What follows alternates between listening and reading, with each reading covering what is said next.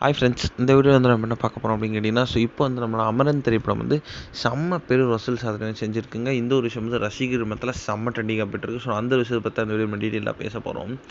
So கடந்த October 31ஆம் தேதி, அதாவது தீபாவளி ஸ்பெஷலாக வந்து நம்மளோட அமரன் திரைப்படம் திரைக்கு வந்துச்சு.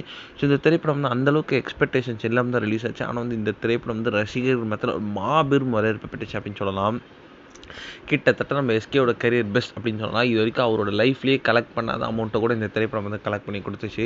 ஸோ இந்த திரைப்படத்துக்கு வந்து ரசிகர்கள் அமோகமான ஒரு வரவேற்பை கொடுத்துருந்தாங்க. மேலும் வந்து இந்த திரைப்படத்தில் ஒரு சாய் பல்லவி வந்து எக்ஸ்ட்ரானரியாக நடிச்சிருந்தாங்க அப்படின்றத வந்து ரசிகர்கள் பார்த்த எல்லாருமே வந்து சொல்லியிருந்தாங்க.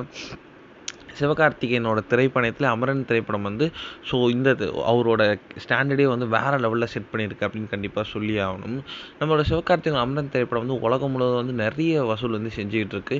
ஸோ கிட்டத்தட்ட வந்து 300 கோடிக்கு மேலே வசூல் செஞ்சுட்ருக்கு. இன்னும் வந்து நிறைய திரையரங்கில் வெற்றியாக ஓடிக்கிட்டு இருக்கு அப்படின்னு சொல்லலாம்.